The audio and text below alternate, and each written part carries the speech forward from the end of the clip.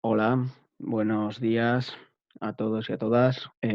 Vamos con la segunda clase del tema de filosofía política, que es en la que vamos a intentar resumir, explicar y ampliar un poquito lo que se dice en las páginas 17, 18, 19 y 20, es decir, el punto de ética y política. ¿De acuerdo? Intentaré ser un poco más breve que en la vez anterior y no enrollarme tanto con los detalles, aunque los detalles son los que le dan un poquito de salsa al asunto.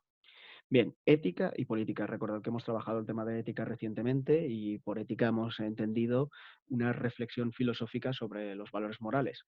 Por política, ya lo hemos visto en la sesión anterior, estamos hablando de una reflexión filosófica sobre el poder, su legitimidad y las distintas formas de organización política posibles, etc.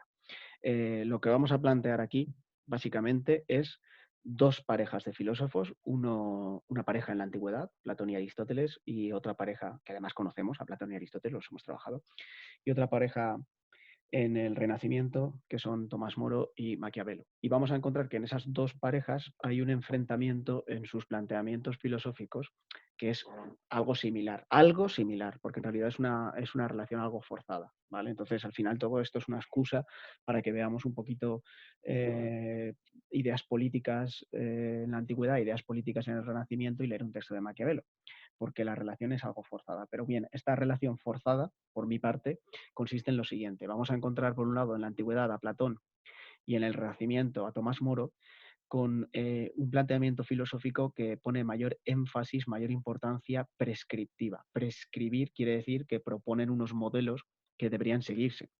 Y ese es el planteamiento que aquí se define un poco como planteamiento ético en la política. Es decir, entienden la filosofía política como una reflexión ética de qué principios morales o qué estructuras morales deberían guiar la comunidad política o la forma de organización política. Mientras que veremos también en la antigüedad a Aristóteles y en el Renacimiento a Maquiavelo con un énfasis descriptivo, es decir, su interés no es tanto el de proponer un modelo de lo que debe hacerse ni introducir planteamientos morales en la política, sino describir los distintos sistemas políticos posibles o las distintas formas de organización política posibles, ¿de acuerdo? Pero esto es un poco simplificando la riqueza de todos estos autores y forzándolos un poquito para plantear, digamos, que entren bien dentro de este esquema. Lo que sí que une perfectamente a Platón y a Tomás Moro, Platón en la antigüedad, Tomás Moro en el Renacimiento, es la idea de plantear en filosofía utopías, plantear una utopía política como modelo, como ejemplo paradigmático de lo que deberíamos intentar conseguir en la práctica. Bien, y aquí entraríamos en el debate sobre si estos pensadores eran unos ingenuos que pensaban que esta utopía podía... Después explicaré un poco el concepto de utopía, pero bueno, por si no lo sabíais, utopía, digamos, es un modelo ideal, ¿no? Es un mundo ideal con el que soñamos o que podemos construir en nuestra mente y que está pensado en principio pues para plantear, digamos, un modelo hacia el que dirigirse, ¿de acuerdo? Digamos, como eh, plantear una mirada a un horizonte lejano al que quizá no llegues nunca, pero gracias al cual pues comienzas a caminar dirigiéndote hacia él, ¿no? Pues es un modelo hacia el que dirigirte, claro. Este modelo al final llegaríamos a él, es decir, es posible. Platón plantea un modelo que cree que se puede llevar a la práctica, bien, pues seguramente no del todo, pero tanto él como Tomás Moro creen que la filosofía debe realizar este tipo de reflexiones planteando modelos ideales y perfectos. Sin embargo, vamos a ver que en Aristóteles o en Maquiavelo el planteamiento es un poquito más realista o un poco menos utópico y, como vemos en esta diapositiva, tienen, digamos, un interés más bien descriptivo, analítico, comprender bien los distintos modelos de gobierno, los distintos modelos de comunidad política y no tanto, digamos, un modelo utópico. ¿De acuerdo? Bien, seguimos. Vamos a ver, vamos a hablar un poquito de Platón, esto lo tenéis explicado en el dossier. Es interesante que sí que le prestéis algo de atención, que lo leáis y que recordéis algo, porque es que Platón en segundo de bachillerato lo vais a estudiar sí o sí, y las probabilidades de, bueno, sobre todo los que vayáis a cursar algunos estudios en humanidades o en ciencias sociales y por lo tanto os interese presentaros a las PAU, las probabilidades de que aparezca Platón son tremendamente altas. Platón tiene un texto, ¿de acuerdo? Famosísimo, un diálogo, porque ya sabéis que Platón escribía diálogos, titulado Politeia, traducido generalmente como La República. Por favor, nos quitamos de la cabeza la idea de que Platón esté hablando de algo así como lo contrario a la monarquía, porque la república en realidad es la traducción del latín de la res pública, que literalmente significa la cosa pública, ¿de acuerdo? Entonces, cuando a veces hablamos en filosofía política de valores republicanos o del concepto de república, no estamos hablando del típico enfrentamiento entre un planteamiento monárquico o un planteamiento republicano. ¿De acuerdo? Estamos hablando de una cosa más amplia. Hablar de valores republicanos, hablar de las repúblicas, es estar hablando de la comunidad política en un sentido, digamos, de participación, de un sentido en el que con el paso del tiempo se ha asociado también a la presencia de derechos y de ciudadanía, etcétera, ¿de acuerdo? Pero bueno, en Platón la república quiere decir la cosa pública y es un diálogo donde, como siempre, bueno, como casi siempre, Platón utiliza a Sócrates para, pues en este caso, dilucidar un modelo posible de sociedad política, de res pública o de república, o en griego de politeia. Y comenzando, digamos, con una primera parte en la que pues, los seguidores de Sócrates le invitan a que ofrezca una respuesta ante la pregunta de qué es la justicia. Y cuando Sócrates, que no es Sócrates, es Platón, aquí siempre tenemos este problema de quién hablaba, Sócrates o Platón. Bien, normalmente los historiadores suelen distinguir entre aquellos textos donde lo que Sócrates dice parece más cercano a lo que el Sócrates real parece que estuvo transmitiendo a sus discípulos, frente a lo que es más propio de Platón y lo que Platón propuso tanto para, digamos, su entorno como para, bueno, lo que Platón propuso básicamente para la academia, para su escuela. Pues bien, a partir de esta reflexión sobre la justicia surge una reflexión sobre la justicia no solo del individuo, sino la justicia de la comunidad, porque Sócrates en este diálogo encuentra que ambas están unidas y solo será posible, digamos, la justicia para la comunidad si hay justicia para el individuo. Y por justicia aquí Sócrates está entendiendo algo así como que cada uno cumpla la función que le corresponde, es decir, que cada uno haga lo que tiene que hacer, lo que le toca. Que cada parte del individuo, recordad, alma y cuerpo, esté bien dirigida, es decir, que sepamos dirigirnos a nosotros mismos y llevando, digamos, nuestros principios de acción hacia los puntos que corresponde, pero así también que cada individuo que forma una comunidad eh, también cumpla con el papel que le corresponde. Y aquí es donde, en este diálogo, que aquí estamos resumiendo y simplificando quizá demasiado, y que es muy, muy, muy, muy rico en interpretaciones y que, bueno, es siempre recomendable ir siempre a los textos en sí mismos y no fiaros de lo que dice cualquier profesorucho como yo. En este diálogo se plantea esta teoría que tenemos aquí, digamos, esquematizada, que es la idea de que el individuo se divide, digamos, en varias partes. Sobre todo, digamos que el alma del individuo se puede dividir. Hay algunos textos donde algunas de estas partes no se asocian al alma y por alma se entiende algo así como algo espiritual y se asocian al cuerpo. En cualquier caso, eso ahora mismo nos da un poco igual. La idea es que en cada individuo puede predominar una parte. Esa parte que predomina en el alma puede ser la parte concupiscible, puede ser la parte irascible o puede ser la parte racional. Esa, cada una de estas partes que están presentes en todos nosotros, según Sócrates en este diálogo de Platón, conlleva, digamos, pues el desarrollo de una serie de principios de acción. ¿De acuerdo? El alma concupiscible, o sea, la parte concupiscible del alma, desarrolla mucho el apetito, es decir, quiere saciar, digamos, sus instintos básicos, sus deseos básicos. El alma irascible busca, bueno, se deja llevar, digamos, por la pasión y busca el honor.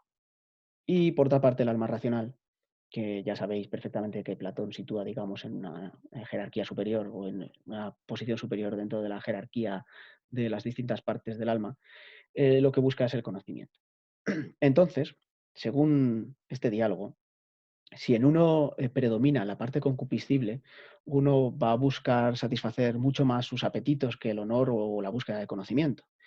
Y en ese caso, dentro de la sociedad, el papel que uno debería desarrollar es el de producir bienes. Es decir, según Platón, dentro de la sociedad, aquellas personas que tienen más desarrollada la parte concupiscible eh, deberían dedicarse a la producción de bienes y servicios que serán, digamos, pues, positivos no solo para ellos, sino para el resto de la sociedad en un mercado de intercambio de bienes, etcétera. Es decir, para Platón, en esta sociedad ideal que él va a empezar a construir, en este diálogo, hay una parte que seguramente es la parte más numerosa de la sociedad, de personas que tienen más desarrollada esta parte de su alma, que deberán dedicarse a ser productores, artesanos, agricultores, zapateros, panaderos, herreros, pescadores, todas las profesiones que al fin y al cabo pues lo que realizan pues es bienes, productos que pues después se distribuyen entre el resto de la sociedad. Después, en esta sociedad podemos encontrar a un grupo menos numeroso donde predomina, digamos, el alma irascible, la parte irascible del alma que, como hemos dicho, busca el honor y se deja llevar por la pasión. Estas personas son las que estarían indicadas para cumplir un papel en la sociedad que también es importante, que es el de la protección y la seguridad, los guerreros. Dentro de esta sociedad ideal que está imaginando Platón a través de Sócrates en este diálogo, hay unas personas que, si en ellas prima la parte irascible, deben ocupar el papel de guerreros, ¿de acuerdo? Entonces ya no se dedicarán a la producción de bienes, sino a la seguridad y a la protección. Y aquí hay numerosas páginas donde eh, Platón plantea cómo se organizará, digamos, esta sociedad de guerreros. Para ellos, así como para los productores sí que habrá propiedad privada, para estos guerreros no. Vivirán en una comunidad de bienes, también en una comunidad familiar donde habrá una especie de eugenesia intentando que se reproduzcan los mejores con los mejores y donde habrá, digamos, una comunidad sin familias, donde nadie sabrá exactamente quién es su hijo biológico, porque todos los hijos de cada uno de esos guerreros son hijos de la ciudad y por lo tanto hay, digamos, una especie de fuerte sentimiento de comunidad y de pertenencia, donde uno es hijo de la polis, del Estado, y no de Menganito o Menganita. En fin, una serie de detalles que son muy interesantes y que podríamos detallar, pero no lo vamos a hacer, ¿vale? Porque aquí vamos a lo fundamental. Bien, y de estos guerreros, no de toda la población en general, sino de, digamos, esta élite, y es una élite dentro de la población, porque la mayoría van a ser productores. Hay una élite de guerreros, en ellos puede que hayan unos pocos en los que predomine la parte racional. Pero ya digo, dentro de esta élite. Y por cierto, curioso, porque la élite no tiene propiedad privada, o sea, no es una élite ni tiene riquezas propias. Viven, digamos, al servicio de la ciudad. Pertenecer a una élite en esta sociedad ideal es ser una especie de, bueno, pues una especie de funcionario del Estado, vamos a decir así, pero llevado al extremo, hasta el punto de que no forman familias propias y dan su vida por la comunidad. Por cierto, aquí Platón se estaba inspirando mucho, digamos, en el modelo espartano. Platón es un ateniense, no he introducido, la verdad es que prácticamente nada del contexto histórico, y el contexto histórico es importantísimo para entender siempre, siempre todo.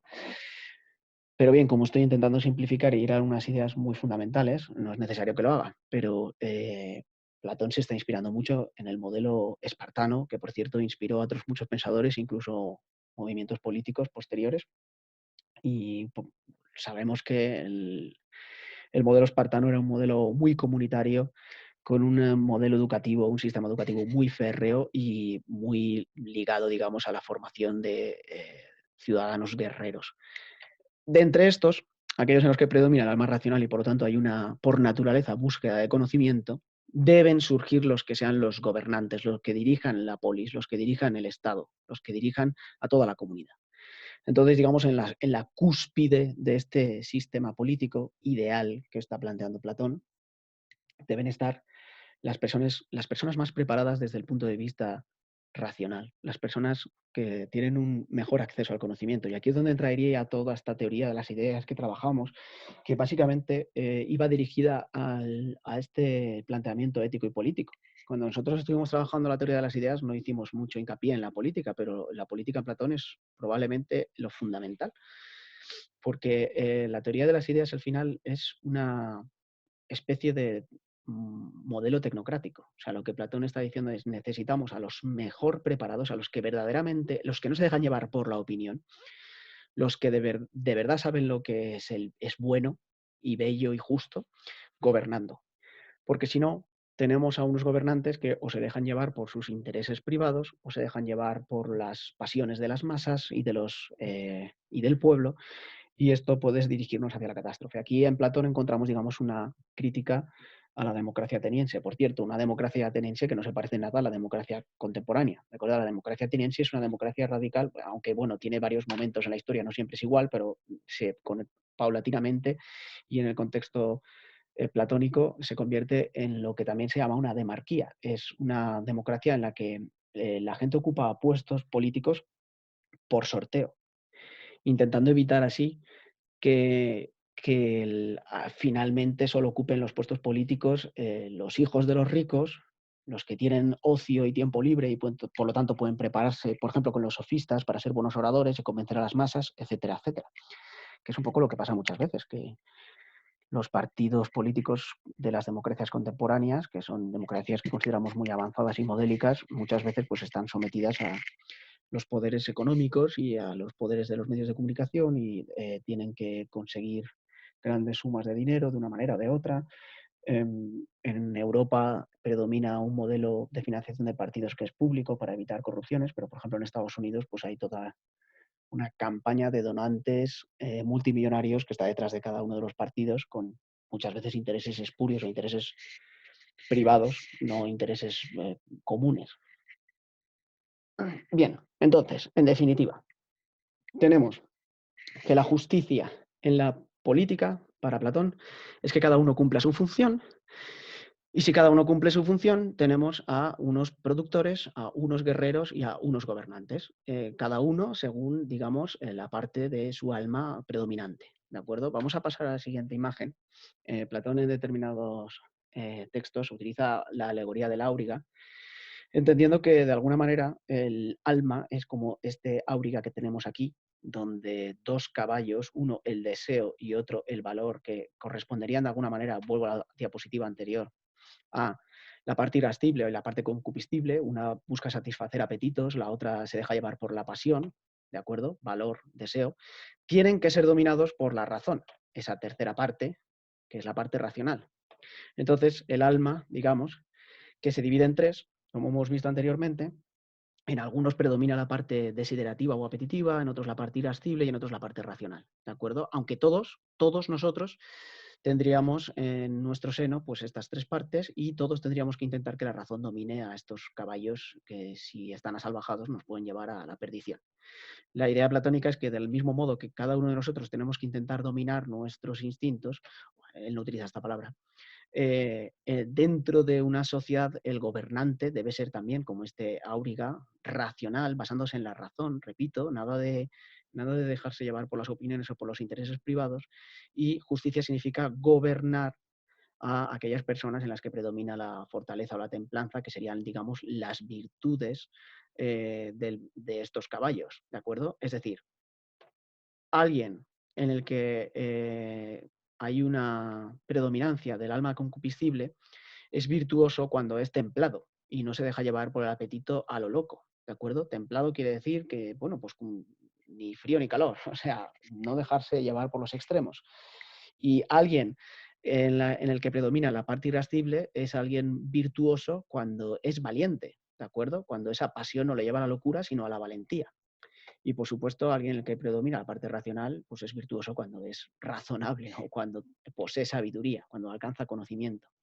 Entonces, digamos que si estos dos caballos obedecen a la sabiduría, consiguen ser templados y fuertes, y la sabiduría es la virtud que debe predominar en los gobernantes, que deben, digamos, gobernar al resto de la sociedad en las que predominan, digamos, estas virtudes. En fin, resumiendo y dejando en claro lo más importante. Platón plantea una filosofía política que consiste en idear un modelo utópico de sociedad en el que, según él, cada ciudadano debe cumplir con una función diferente atendiendo a sus características. En este caso, Platón las atribuye al alma, pero vamos a intentar llevar esto a nuestro tiempo, no hace falta atribuirlos al alma. Podríamos decir que hay personas que cumplen mejores, pues son mejores para unas cosas y otras son mejores para otras, ¿no? Entonces, para Platón, la política ideal sería una bien organizada en la de que haya una especie de división del trabajo y cada uno se ocupe de lo que es mejor, en lo que es mejor. Y en esta forma de organización tenemos que hacer, digamos, como una jerarquía, donde por debajo están los productores, que son los más, muchos y muy necesarios. Por encima estarían los guerreros, que tienen que ser además un modelo, digamos, muy ascético, espartano, austero de guerreros que están al servicio de la comunidad y van a dar la vida por la comunidad para proteger a la comunidad. Y de entre esos guerreros surgirán los mejores de los mejores, que son los filósofos, los que sean capaces de utilizar la razón y alcanzar la verdad, y son los que deberán gobernar. En la República, el mismo Platón, esto es muy interesante, aquí no he puesto el texto, en una pena, se me ha olvidado, pero Platón dice que tenemos que intentar conseguir que los que gobiernen la ciudad sean los que no quieren gobernar la ciudad. Es decir, en su modelo ideal, estos filósofos gobernantes no son personas que se han preparado porque ansiaban ser filósofos gobernantes, ambicionaban ocupar ese papel, sino al contrario. Son personas sabias que alcanzan el conocimiento, pero que no ambicionan el poder. Esos son los que deben gobernar, los que no quieren gobernar. Nosotros estamos acostumbrados a que gobiernen personas que quieren gobernar y se han dedicado mucho a conseguir gobernar. Y para conseguir gobernar a veces hay que, digamos, dedicar mucho tiempo a convencer a las masas o a algún tipo, digamos, de virtudes o capacidades que quizá luego no son las más convenientes para gobernar en sí mismo. Y Platón quiere que gobiernen los que estén más preparados para gobernar en sí mismo. Cuidado con esto porque esto es peligroso, ¿de acuerdo? Luego veremos las críticas a este modelo platónico, porque pinta muy bonito, a mí me pinta muy bonito, ¿no? Esto de que gobiernen los mejores y más preparados, pero habría que preguntarle a Platón, bueno, ¿en qué consiste estar más preparado y ser el mejor? ¿No? Porque aquí pueden haber una discrepancia de opiniones brutal. Para Platón, ser el más preparado es ser capaz de conocer las ideas. Y por eso Platón plantea que es necesario y es importantísimo un sistema educativo. O sea, para Platón, para que la polis funcione, para que haya esta organización de división de, digamos, funciones, necesitamos un sistema educativo que permita que los mejores alcancen el poder político, ¿vale? Por eso la educación en Platón es fundamental.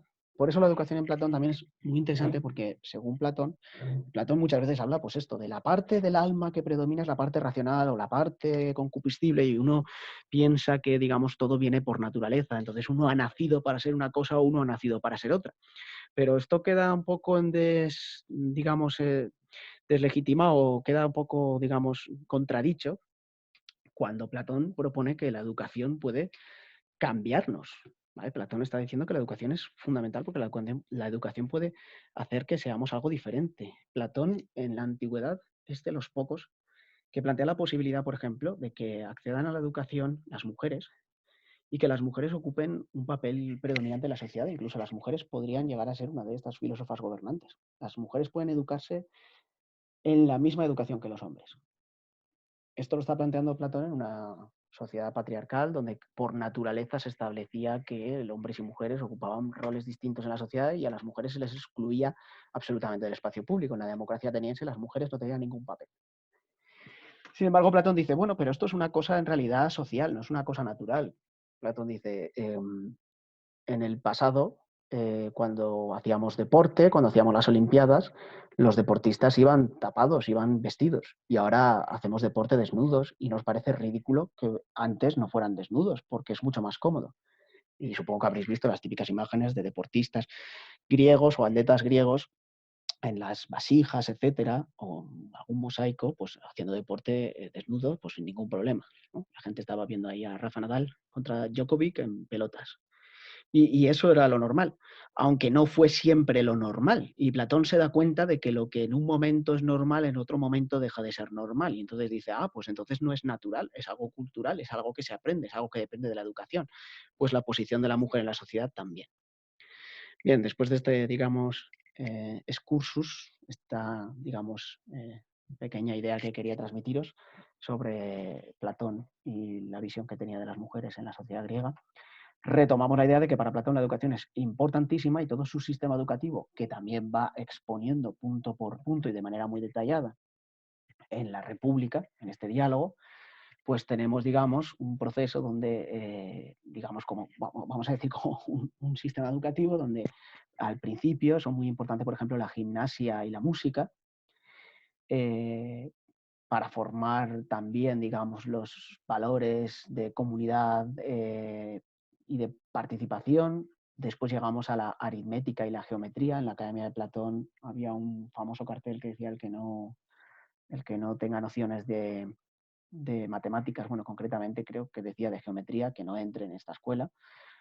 Es muy importante tener unas nociones de aritmética y de geometría y por eso en el sistema educativo están presentes, digamos, como asignaturas, como temas de estudio, disciplinas de estudio, posteriormente la astronomía y en el último lugar, solo para los más preparados, y por cierto, este sistema educativo para Platón duraba muchos años y solo los más mayores llegaban finalmente después de bachillerato a la dialéctica, a estudiar la dialéctica que para Platón, digamos, era la ciencia que permitía alcanzar el conocimiento de las definiciones de las cosas, es decir, las ideas, la definición de bien, la definición de justicia, lo que es el bien y lo que es la justicia. Entonces, las personas que verdaderamente dominan esta ciencia y ya no se dejan llevar por opiniones doxa, por informaciones sesgadas, sino que tienen un conocimiento cierto, esas son las que deben gobernar, ¿de acuerdo? Entonces, la educación está pensada para que los mejores, esto es una especie de meritocracia, los mejores alcancen el poder y gobiernen.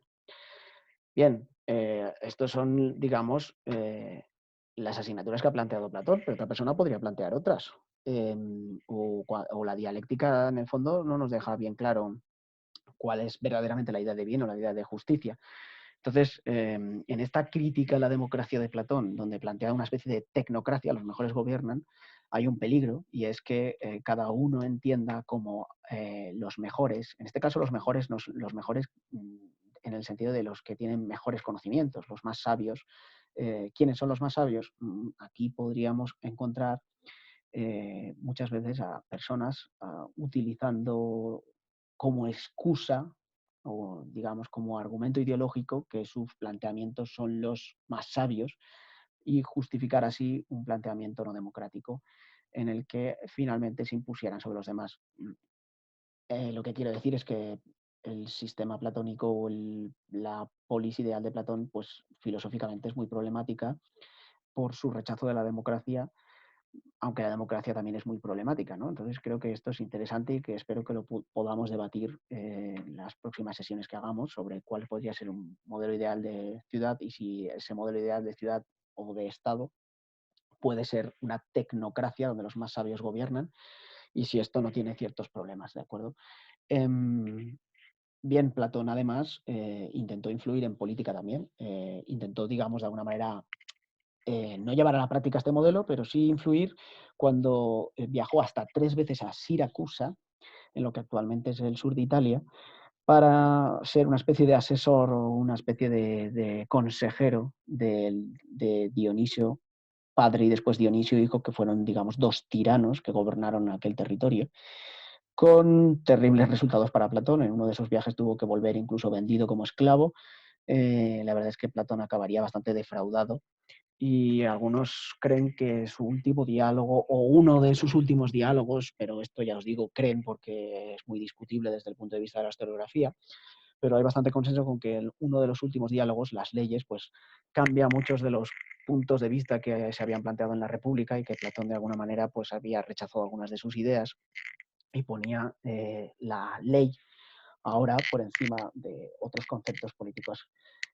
En definitiva, resumiendo, Platón plantea un modelo ideal donde cada uno en la sociedad tiene que cumplir una función atendiendo a sus capacidades y donde la educación tiene que estar al servicio de permitir que los mejores se formen para gobernarnos de manera sabia y dirigirnos pensando en el bien común. ¿De acuerdo? Es un modelo utópico que, ya os digo, también, por ejemplo, en el mundo contemporáneo, en el siglo XX, fue cuestionado y asociado al totalitarismo, que en realidad es un concepto muy del siglo XX y que es un anacronismo porque no podemos, digamos, acusar a Platón de algo que en realidad se da muchos siglos después, pero esta idea de una comunidad donde solo se piensa en el bien común, donde el individuo está entregado a los demás, pues para algunos pensadores como Karl Popper, que hemos dado nosotros cuando trabajamos filosofía de la ciencia, era, digamos, un planteamiento en el que peligroso, que iba contra la idea de una comunidad más abierta, contra la idea de libertad individual y contra algunos valores que en realidad son propios de un debate que surge en el siglo XX, pero que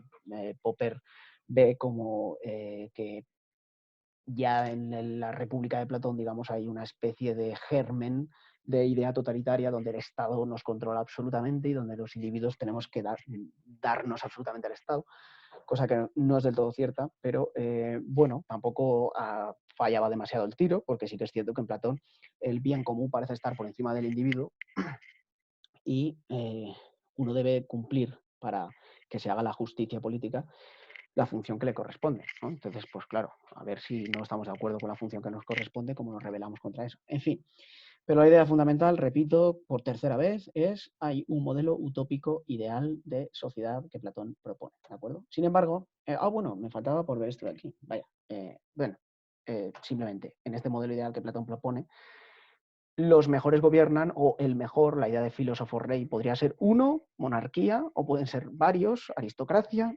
En cualquier caso, los que gobiernen son los mejores porque son los que tienen saber, sabiduría, ¿de acuerdo?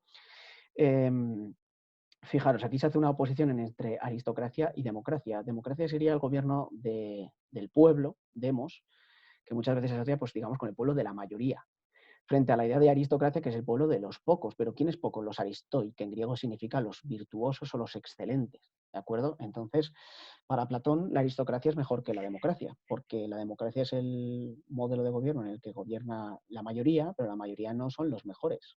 Los muchos probablemente sean peores que los pocos. Hay solo unos pocos que son los mejores. Pero esos pocos mejores para Platón tienen que ser no los más ricos, no los más fuertes físicamente, sino los más sabios. Esos son los que tienen que gobernar. ¿De acuerdo? Ya he dicho antes que esto es problemático.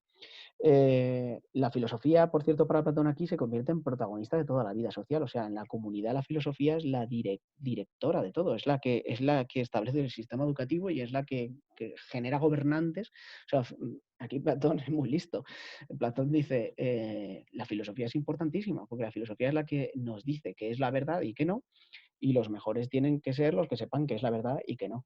Por cierto, os he puesto aquí una imagen de Marco Aurelio, que fue emperador romano, y que de alguna manera intentó encarnar este ideal de filósofo rey, emperador y filósofo a la vez, aunque él era estoico y el estoicismo se diferencia del platonismo en algunos aspectos, aunque también fue bastante influenciado por algunas ideas del platonismo, pero en cualquier caso la idea de un gobernante sabio que busca el bien común, que en realidad ocupa el papel del poder sin desearlo y sin dejarse llevar por sus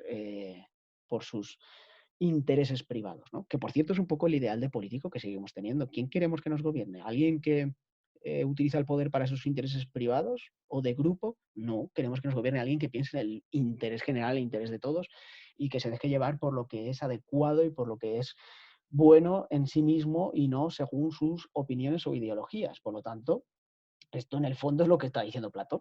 Queremos que gobierne alguien sabio, desinteresado y que piensa en el bien común.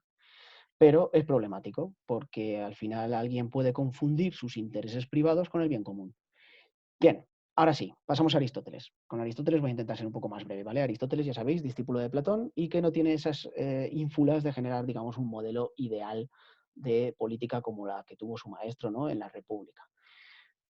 Aunque para él la política también está vinculada a la ética y su ética la hemos trabajado en este dossier. Pero no plantea un modelo ideal, ¿de acuerdo? Lo que sí que hace es plantear un análisis de los distintos modelos de gobierno posibles que en realidad no se inventa él. Y es un análisis que divide los distintos sistemas de gobierno, por cierto, Platón también lo expone, que podríamos, aquí lo llamamos tradicional, ¿vale? Ya tradicional, que divide los sistemas de gobierno en tres.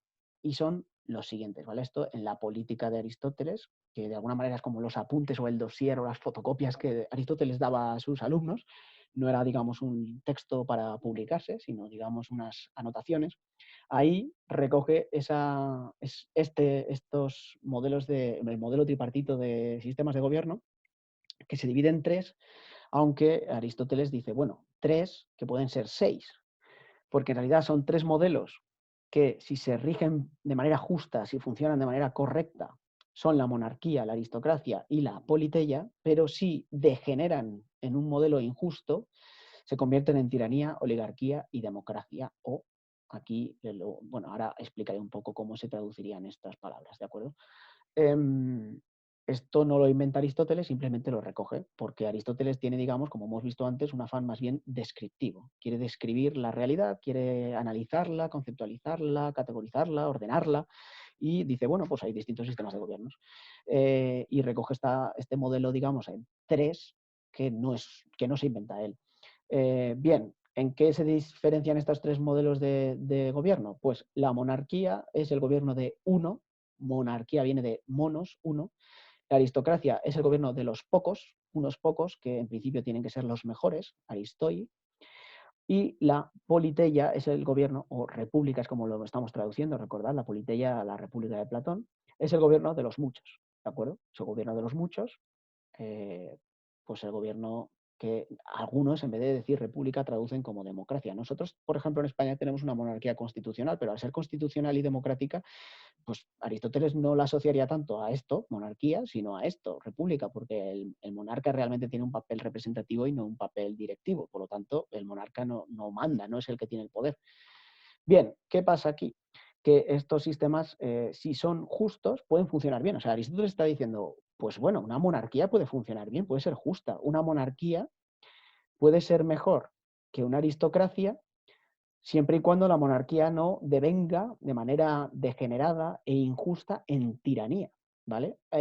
Tiranía quiere decir el gobierno de uno, pero el gobierno de uno que se deja llevar por los instintos, por los deseos y no piensa en el bien común.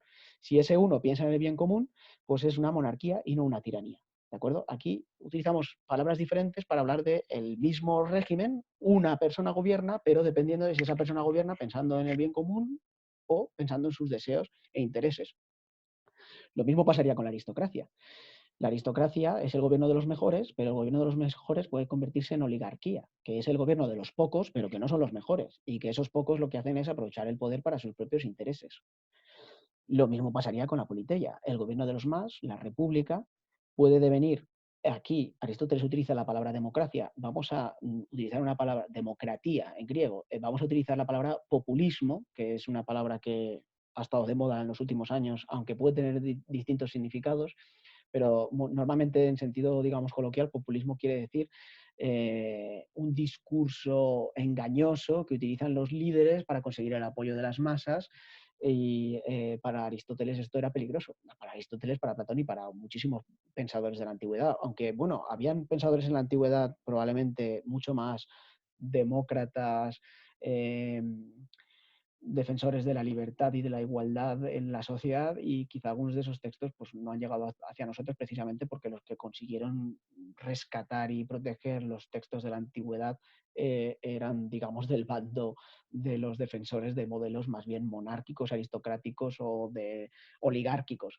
Pero bueno, en definitiva, todos estamos de acuerdo, incluso yo, que me puedo definir perfectamente como demócrata, en que la democracia no es perfecta y tiene sus peligros. La mayoría pues elige quizá a gobernantes terribles, o la mayoría toma decisiones que pueden ser peligrosas o pueden ser inadecuadas. Por lo tanto, para Aristóteles hay que calcular bien, ¿no? Porque hay muchos tipos de gobierno y si uno le pregunta a Aristóteles, bueno, pero haz como Platón, dinos cuál es el mejor modelo de gobierno, Aristóteles te dirá, bueno, pues no lo sé, pues depende, porque puede ser una buena monarquía o una mala monarquía, que entonces es tiranía. Por cierto, tiranía no lo confundamos con dictadura, ¿vale? Nosotros muchas veces hablamos de dictadura. La dictadura en realidad es una institución romana, de la República Romana, en la que, digamos, se le daba el poder temporalmente, pero todo el poder a una persona para solventar algún problema concreto.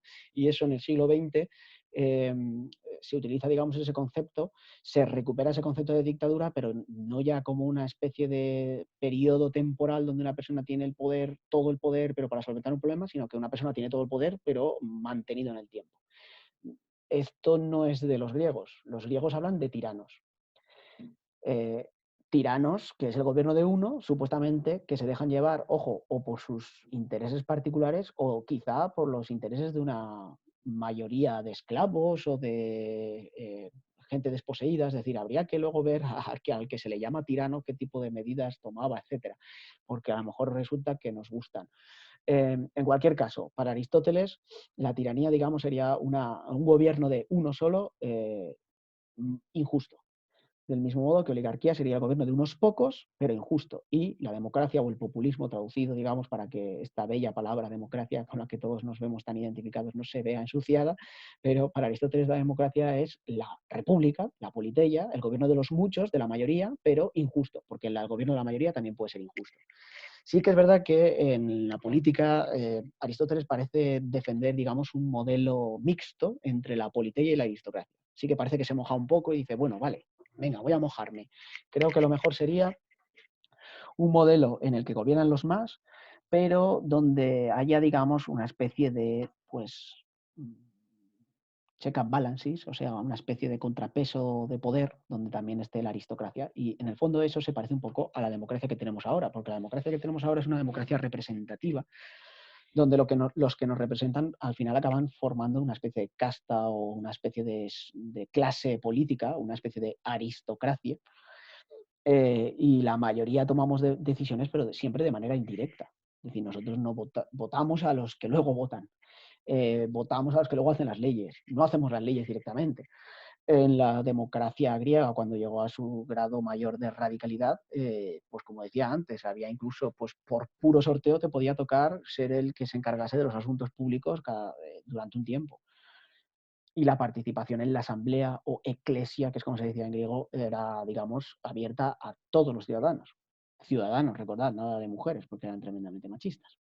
Bien, vamos a pasar un poquito a, si ha quedado claro esto, ¿no? Platón, un modelo más utópico y prescriptivo, Aristóteles un modelo un poco más descriptivo, no pretende mojarse tanto ni defender un modelo ideal de sociedad, sino analizar las distintas formas de gobierno que son posibles y además eh, continuando con un sistema que es que gobierno de uno, gobierno de pocos, gobierno de muchos, sigue funcionando hasta el día de hoy como una manera de analizar las distintas formas de gobierno. Cuando llega la Edad Media, aquí simplemente unos detalles, porque ahora vamos a ver a dos pensadores del Renacimiento y el Renacimiento es inmediatamente posterior a la Edad Media y pues a veces hay algunos prejuicios al respecto.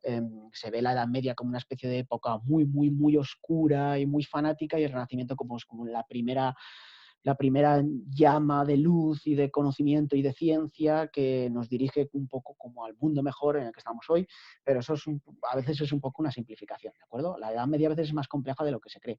En la Edad Media eh, la ética y la política están muy ligadas, muy, muy, muy ligadas, ¿vale? Ya hemos visto aquí que en Platón está tremendamente ligadas porque su filosofía política en el fondo es una especie de aplicación de valores éticos en la sociedad.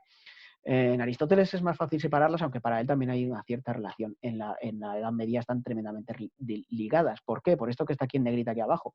Porque aunque habían debates y habían disputas, en cualquier caso, siempre esos debates compartían una base y es que siempre partían de unos fundamentos teológicos y religiosos, es decir, siempre estaban ligados a la doctrina religiosa. Entonces, la ética religiosa siempre estaba en cualquier análisis político. ¿Y qué debates se daban? Bueno, pues simplemente como curiosidad, uno de los debates principales era ¿quién tenía prioridad? ¿El Papa sobre toda la cristiandad o los príncipes? Aquí había un debate, porque algunos pensaban que los príncipes o reyes tenían que estar sometidos al Papa, porque el Papa, aquí pone papá, pero es Papa, no sé por qué está esta tilde. No era el Papa, era el Papa. Eh, el Papa, pues digamos, era el representante de Dios en la tierra y entonces todos los poderes políticos europeos tenían que estar sometidos a él, pero sin embargo, pues surgieron poderes políticos que no quisieron estar sometidos al Papa y defendían que ellos podían tener poder político sobre un territorio sin ese sometimiento y esto además llevaba a problemas y guerras ligadas a la religión. Por un lado, por ejemplo, Enrique VIII se quiere, esto es una anécdota histórica, me estoy enrollando, lo siento, Enrique VIII, hay una serie, Los Tudor, que lo explica bastante bien, que no de hace mucho, donde un guapísimo Enrique VIII, en realidad era tremendamente feo, pero la serie es guapísimo, quiere separarse de Catalina de Aragón y casarse con Ana Bolena. Y para eso necesitaba la nulidad papal del matrimonio, es decir, que el papa le aboliera el matrimonio anterior para poder volverse a casar. Fíjate que los grandes aristócratas y los grandes monarcas se divorciaban ya en la Edad Media. Y el papa no se lo concede. Y entonces Enrique VIII dice, sí, pues no pasa nada, yo me monto mi propia iglesia anglicana, mi iglesia, digamos, solo de Inglaterra, que por cierto es la que es predominante ahora mismo, y ya está, y problema solucionado. Entonces hay una escisión eclesial, pero detrás de esa escisión eclesial lo que hay es una lucha de poder. En fin, bueno, esto es una anécdota para que sepamos que en la Edad Media es mucho más compleja de lo que se cree y que había todo tipo de debates filosóficos y todo tipo de disputas políticas sobre quién tenía derecho, legitimidad, por cierto, para tener y detentar el poder. También habían disputas entre órdenes religiosas, disputas que compartían unos fundamentos religiosos, pero no compartían todas las opiniones ni todos los puntos de vista. Pero bueno, esto solo es un paso previo para llegar al Renacimiento, siglo XV, siglo XVI, donde sí que se dan una serie de características que muchas veces pues, se consideran suficientes como para establecer un periodo histórico diferente. ¿Y en qué características son estas? Pues, por ejemplo, una mayor independencia de la religión, no total, pero sí mayor independencia de la religión, por ejemplo, en el pensamiento o en la literatura o en el arte. ¿Por qué? Porque se retoma cierto antropocentrismo, poner al ser humano en el medio, en el centro del arte, de la reflexión. Se recuperan algunos clásicos de Grecia y Roma, y eso es lo que colabora en ese poner al hombre en el centro y ese redescubrimiento de, por ejemplo, las mitologías clásicas y, digamos, una serie de ideas que se empiezan a releer, porque algunos de los textos que se recuperan, en realidad, algunos se recuperan, pero otros ya en la Edad Media ya se estaban leyendo. En la Edad Media ya se estaba leyendo a Platón y se estaba leyendo a Aristóteles. Lo que pasa es que siempre pasados por el filtro del cristianismo o de la religión. Entonces siempre se leía a un Platón que tenía que ser coherente con las escrituras sagradas, o a un Aristóteles que tenía que ser coherente con las escrituras sagradas, y cuando no lo era había conflictos bien gordos. Y lo que surge en el Renacimiento a veces pues es una relectura de estos textos, pero dejando de lado la religión, ¿vale?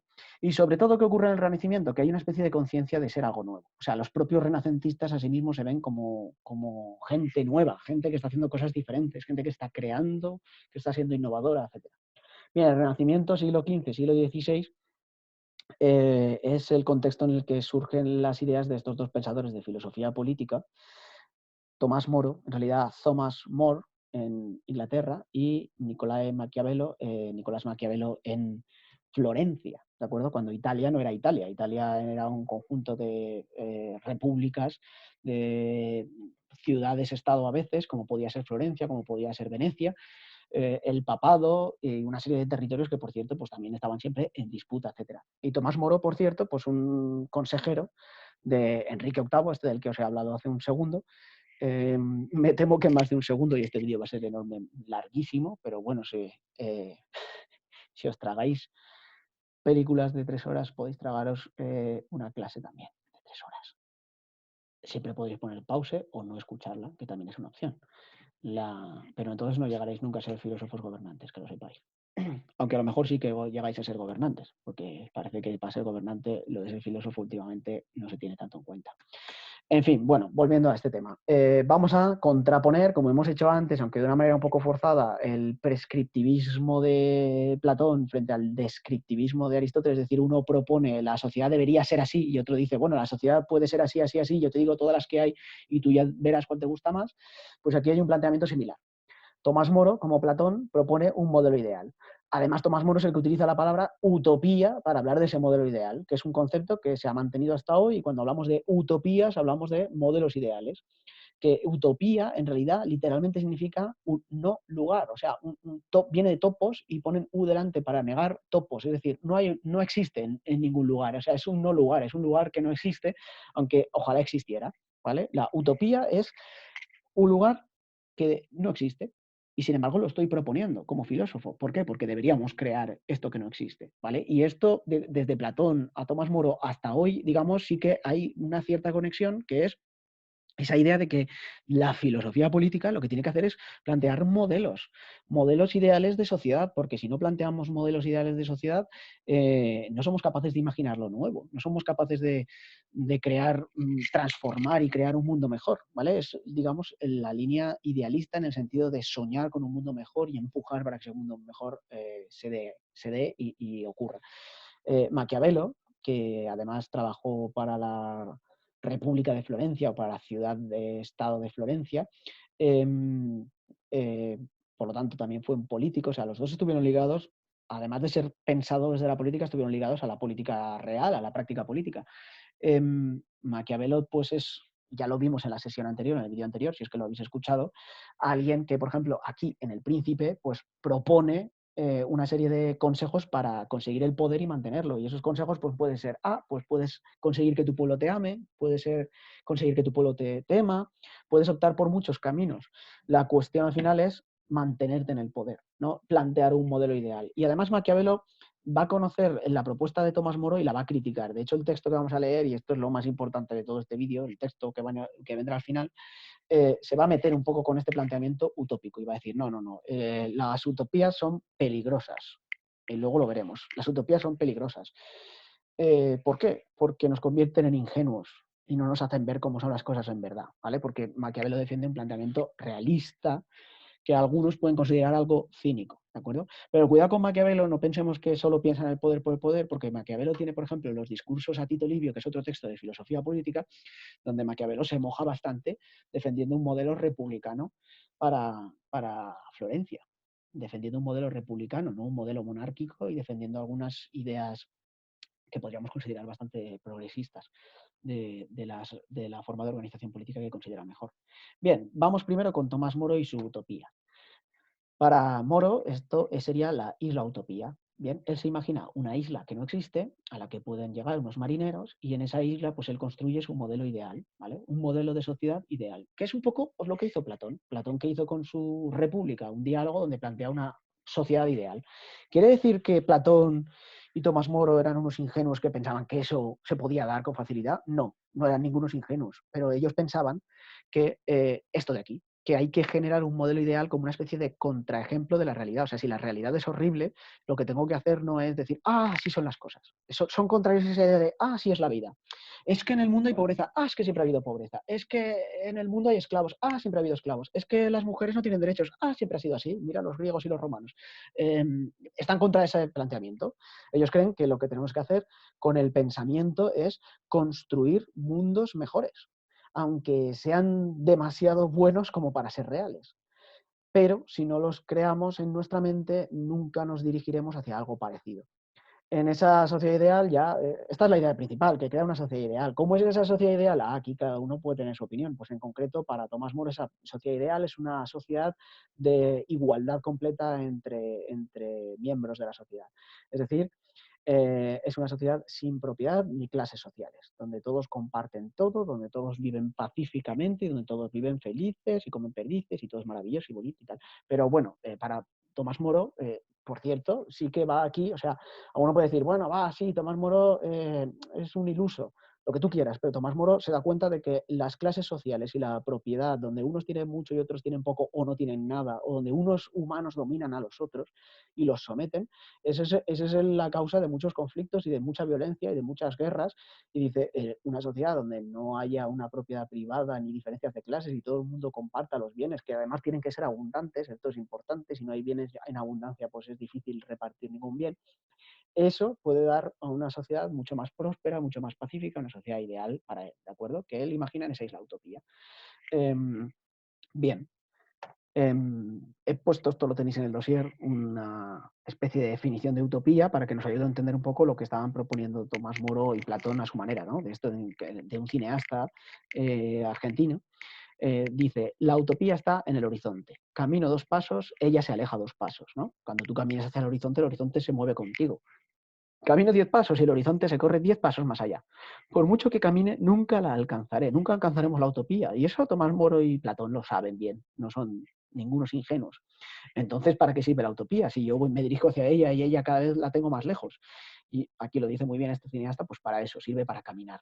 Es decir, la utopía me sirve para dirigirme hacia algo, para intentar cambiar las cosas, para progresar, ¿no? La palabra progresista que se utiliza como una etiqueta política en la actualidad va un poco en esta línea, la idea de que vamos progresivamente, paulatinamente hacia mejor, y para ir paulatinamente hacia mejor uno tiene que tener un modelo de lo que sería lo mejor en sí mismo, de lo que sería la idea de bien, de lo que sería la idea de justicia, de lo que sería una sociedad perfecta, que no vas a alcanzar, pero te diriges hacia ella. Esta es la idea, esto es para lo que sirve la utopía, tanto como para Tomás Moro como para Platón, ¿de acuerdo? Aunque Platón no utiliza el concepto de utopía, pero bueno, plantea una utopía, plantea una sociedad ideal. Cuidado con las utopías porque se pueden convertir en distopías. La utopía de Platón para Karl Popper en el siglo XX era una especie de distopía, era una especie de sociedad que dice ojalá nunca sea así. Bien, Maquiavelo. Y el maquiavelismo, que no voy a explicar mucho porque ya lo expliqué en el vídeo anterior, esa idea de que el fin justifica los medios, ¿no? Que tenemos aquí. Eso, a partir del Príncipe de Maquiavelo, es esa especie de manual del poder donde uno tiene que saber encontrar los medios necesarios para alcanzar el fin. Y esto le lleva a Maquiavelo a plantear una idea que es que el príncipe puede saltarse la ética. La ética, aquí hablamos de ética como reflexión moral, así que vamos a decir, mejor dicho, que el príncipe puede saltarse la moral, es decir, que el gobernante puede actuar dejando de lado los valores morales. Y esta manera de pensar, por cierto, es la que está detrás de un concepto que es, digamos, moderno, contemporáneo, que es el de razón de Estado, y la idea de que cuando los políticos actúan utilizando la razón de Estado, pensando en el Estado y no solo en sus intereses o en sus ideales, pues a veces se saltan los valores morales, ya sea porque dejan de lado sus ideas de cómo hay que actuar, personales o ideológicas, como que a lo mejor también, pues por razón de Estado, son capaces de actuar pues, de manera incluso inmoral. O sea, pensemos, por ejemplo, en España hubo el gobierno, por ejemplo, en los años 80 creó los GAL, que es, digamos, una especie de grupo de guerra o de, a ver cómo explicarlo bien, como una especie de grupo parapolicial o un grupo secreto que lo que trataba de hacer era enfrentarse a la banda terrorista ETA de manera ilegal, pues matando a sus miembros. Entonces, los que defendían esto, los que defendían que era una vía posible para acabar con el terrorismo, no utilizar la ley, aplicar la ley, la policía, la justicia, el sistema penal, sino crear una especie de grupo secreto mercenario que mataba directamente, ¿no? Devolvía balazos con balazos, hay quien decía, bueno, razón de Estado. Es decir, esto está justificado porque es bueno para la comunidad política, a pesar de que nos estemos saltando algunas normas morales, ¿no? Y hay quien diga, una frase famosa era, me da igual que, no, bueno, no sé si la voy a decir bien, pero algo así como, el gato me da igual que sea negro o blanco, lo importante es que cace ratones, es decir, al final lo que necesitamos es acabar con la banda terrorista ETA, pues podemos hacerlo aunque sea de manera ilegal o inmoral.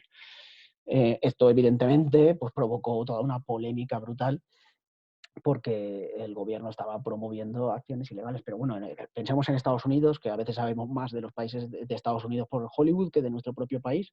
Sabemos perfectamente pues, que Estados Unidos, pues, de manera, podríamos decir, que bastante inmoral, pues, ha utilizado la violencia, técnicas de tortura, a veces con terroristas, a veces con inocentes, pero posibles terroristas. Ha tenido prisiones o secretas controladas por la CIA por todo el planeta y tiene en Cuba la famosa prisión donde han habido casos fuertes de tortura cuyo nombre ahora mismo no recuerdo. En cualquier caso, del maquiavelismo, digamos, surge esa idea de que el gobernante, atendiendo a los intereses del Estado, es decir, la comunidad política, y aquí, como siempre, el debate, bueno, a ver cuáles son esos intereses, esto está siempre abierto a debate, pues puede saltarse los valores morales y las normas morales.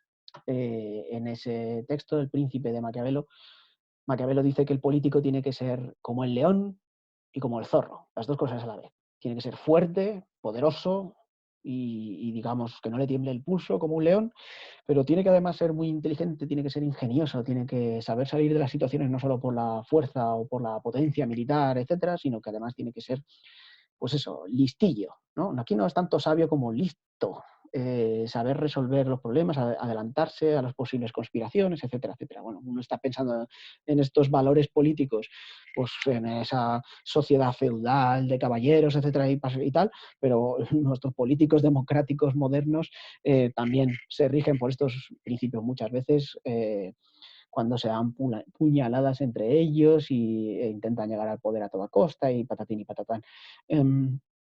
En cualquier caso, bueno, no deja de ser cierto que para conseguir poder y legitimizarse, uno a uno no le basta solo con la fuerza, sino que va a necesitar también el ingenio. Esta es una idea sí que me parece muy importante y de lo que estamos realmente hablando aquí, que es que para Maquiavelo el pensamiento utópico como el de Tomás Moro, a quien va a criticar, es engañoso, es ingenuo, y esto de alguna manera le lleva a una defensa de ese tipo de filosofía política que estamos viendo aquí, que es una filosofía realista, es decir, que acepta todo lo crudo y feo que puede tener la política. Y hay un concepto que de alguna manera describe que se asocia con el de razón de Estado, que es el de realpolitik, ¿no? Que es, bueno, pues por ejemplo, los utopistas en política van a decir, no es posible que hayan países ricos y países pobres, los países ricos tienen que ayudar a los pobres, y entonces tenemos que conseguir la paz mundial y no sé qué, y entonces vendrá una especie de Maquiavelo y te dirá, tú eres un ingenuo y eso en realidad no es posible, que habría que decir, bueno, no es posible, a lo mejor sí, y tú te empeñas en que no. No es posible, hay que ser realista y dejarse llevar por la razón de Estado. ¿Y cómo vas a conseguir la paz mundial si tú lo que quieres es tener un móvil para ver vídeos de YouTube todo el día como este? Necesitas el coltán, y para que el coltán te salga barato necesitas a niños esclavos como los que trabajan en las minas de coltán del Congo. ¿Cómo vas a querer que el Congo sea rico? Si el Congo es rico, te vas a hablar, te va a cobrar una pasta por ese coltán tan maravilloso, gracias al cual las multinacionales construyen ordenadores y construyen móviles que luego usamos para ver vídeos cutres de YouTube como este. Em, por lo tanto, la realpolitik es una política que es algo más cínica, que es más realista y que, digamos, no intenta tanto cambiar las cosas, aunque las cosas sean muy feas, sino adaptarse a esas circunstancias y triunfar en esas circunstancias por terribles que sean. Pero, ojo, esto también va acompañado en Maquiavelo de unos valores republicanos. O sea, Maquiavelo en realidad para su tiempo era una persona relativamente progresista, defensora de un modelo de ciudad o de Estado donde hubiera unas normas, una cierta participación social, etcétera, todo, digamos, bien contextualizado y diferenciando mucho entre lo que era la política en su tiempo y lo que es ahora. Bien, en cualquier caso, lo que más me interesa es que nos vayamos al final al texto. En el dossier, el texto de Maquiavelo eh, está al final, donde están recopilados todos los textos, es el texto número 1 en la página 38, ¿de acuerdo? Creo que está aquí indicado. Y viene con 3 preguntas. Yo no las voy a resolver, yo lo voy a leer, voy a intentar que el texto quede claro en la lectura y después sí que me gustaría que las 3 preguntas que hay, de alguna manera, aunque sea de manera breve en la propia fotocopia, las intentéis contestar, porque tenemos que trabajar los textos, aunque estemos en una situación tan extraña, una tercera evaluación tan rara, no conviene dejar de lado pues, ciertas dinámicas de trabajo para estar preparado para segundo de bachillerato. Y en filosofía lo más difícil, y esto se ha visto en los exámenes de las evaluaciones anteriores, son los textos. Así que vamos a leer el texto lentamente y luego intentamos, aunque sea, ya os digo, con algo, digamos, aunque sea de una manera un poco rápida, intentamos contestar a estas preguntas y si no entendemos alguna de las preguntas o no hemos entendido nada del texto, para eso estarán las sesiones telemáticas donde volveremos a leer el texto si hace falta todos juntos y trataremos de responder a las preguntas todos juntos, ¿de acuerdo? El texto, que forma parte, por cierto, de El Príncipe, ese texto de Maquiavelo del que tanto he hablado. Pero siendo mi propósito escribir algo útil para quien lo lea, fijaros que el pero ya indica que antes habría dicho algo y ahora va a decir otra cosa que de alguna manera contradice o añade una información opuesta a lo anterior. ¿Vale? El pero es, lo has hecho muy bien, pero está suspendido, ¿no? Lo has hecho muy bien, pero lo que viene a continuación, pero es algo diferente a lo que te acabo de decir antes, ¿no? Siendo mi propósito escribir algo útil, busca escribir algo útil para quien lo lea, concretamente El Príncipe quiere ser algo útil, una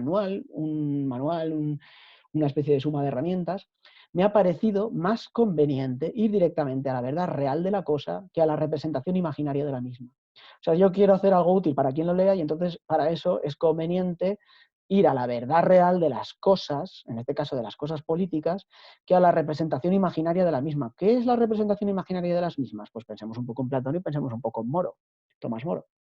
Muchos se han imaginado repúblicas y principados que nadie ha visto jamás, ni se ha sabido que existieran realmente. Muchos, ¿quiénes? Pues ya sabemos quiénes, ¿no? Platón y Tomás Moro, por ejemplo. Pero hay tanta distancia de cómo se vive a cómo se debería vivir, fijaros, cómo son las cosas, descripción, a cómo deberían ser, prescripción, prescribir, política pura y dura, cómo son las cosas, ética, cómo deberían ser las cosas. Que quien deja a un lado lo que se hace por lo que se debería hacer, aprende antes su ruina que su preservación. Es decir, lo que debería ser es tan diferente a cómo son las cosas que aquel que reflexiona solo pensando en lo que se debería hacer y no pensando en cómo son las cosas, lo que va a alcanzar antes es su ruina que su preservación.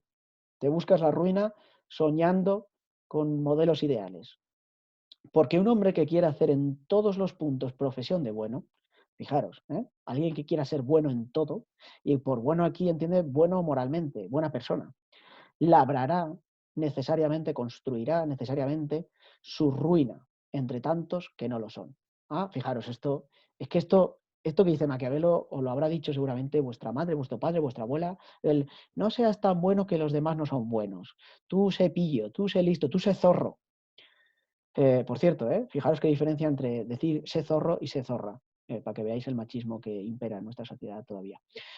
Por todo ello, es necesario a un príncipe, es necesario que un príncipe, aquí vendría mejor la preposición que, si se quiere mantener, ¿vale? Un príncipe, un gobernante, un delegado de clase, si se quiere mantener, que aprenda a poder ser no bueno y a usar o no usar de esta capacidad en función de la necesidad.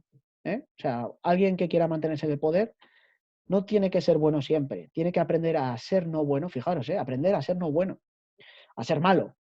Hay que aprender a ser malo y a usar de esta capacidad o no en función de la necesidad. A veces sí puede ser bueno, sí, pero si la necesidad te lo impone, tienes que ser malo.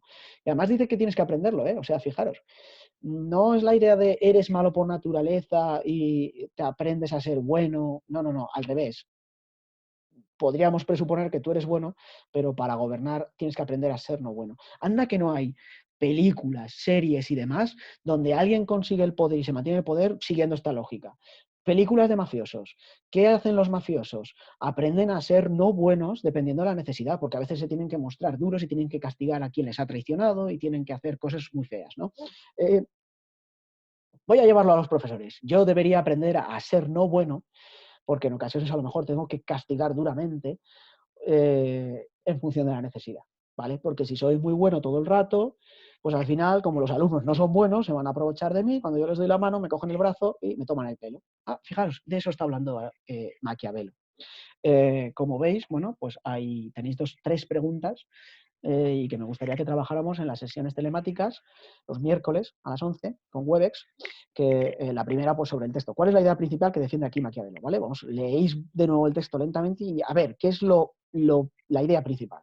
¿Cómo podemos resumir lo fundamental que está defendiendo? Porque está defendiendo una idea, está argumentando a favor de una idea. ¿Y esa idea cómo la argumenta? ¿Qué argumentos utiliza para defender esa idea? ¿De acuerdo? Pues lo leemos, buscamos la idea principal, la tesis, recordad, y qué argumentos da en favor de esa idea. Y después, por supuesto, pues podéis dar vuestra opinión. ¿Qué os parece? ¿Quién os parece que tiene más razón? ¿Maquiavelo con su realpolitik, con su realismo descarnado? ¿O Tomás Moro y Platón y la necesidad de plantear utopías, etcétera? Bien, dad vuestra opinión, la daréis, la argumentaréis en las sesiones en las que estaremos todos juntos.